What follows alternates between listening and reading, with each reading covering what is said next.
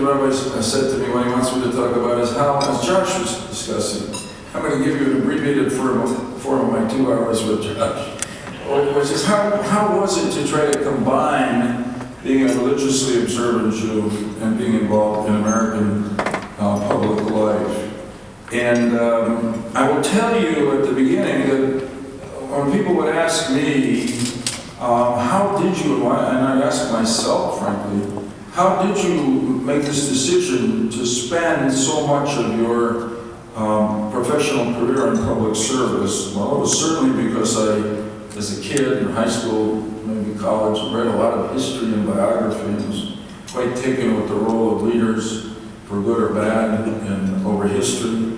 I happened to come of age when Senator John F. Kennedy was elected president. He had a powerful, motivating influence on a lot of people in my generation to get involved in public service. But the other reason was all the values that I learned from the Torah, particularly about, tikkun olam, trying to prepare the world. All the stories in the Torah, all the stories my rabbi told me about the fact that we're partners with Hashem, and our responsibility is to do the work, to try to improve and ideally to perfect the world. And that's part of how I got into politics. My parents, who raised me to be an observant Jew, also gave me an enormous faith in America. In America, I didn't have to homogenize myself. I didn't have to assimilate myself. I didn't have to be like everybody else. I should be what I believed in, what I wanted to be, and I would gain more respect as a result of that. You know what? They happen to have been right. And I will forever be grateful to them, because I want to spend a lot of the rest of my time, just before we get to questions, telling some stories which make the point. But the bottom line is, though there were moments I had decisions to make about the balance between my faith and my public service, in the end, if anything, the fact that I was a religiously observant Jew was a positive and not a negative. Exactly what happened. I asked a small group of friends, some were Christian, some were Jewish. He said, among the Jews I spoke to, there was great anxiety and uncertainty.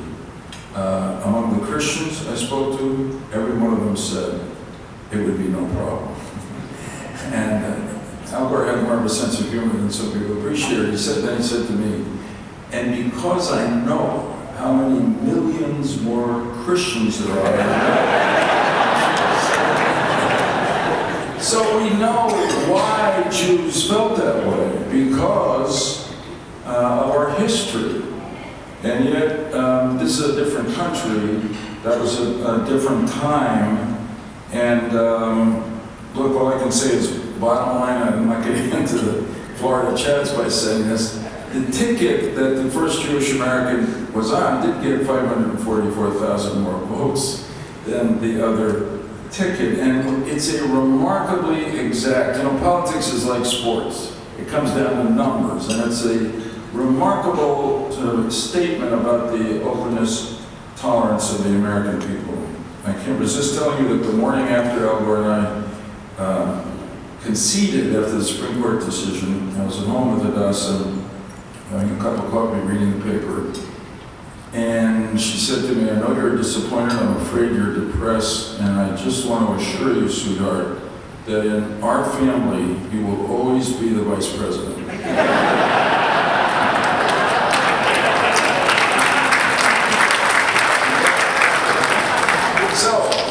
Look, I told you my stories from politics. This is true, as you know, from your lives throughout American life. One of my favorite stories about this, I met somebody before from Atlanta. I gave the Eisenstadt lecture, maybe over here, right, years ago in Atlanta. So Stu Eisenstadt has one son. Stu, I would call a traditional conservative.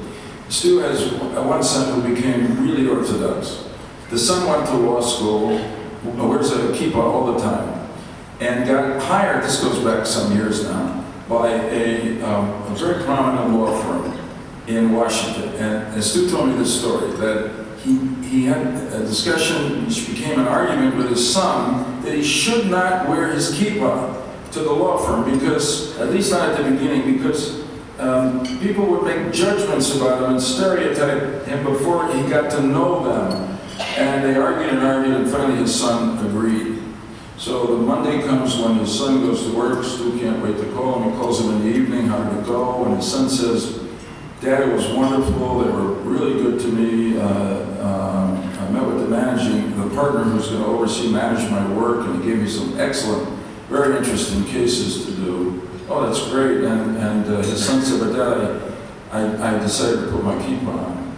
So Stu said, why did you change your mind? He said, because the partner managing me is wearing a kippah. So that's what's happened in American life, not just in politics, but everywhere.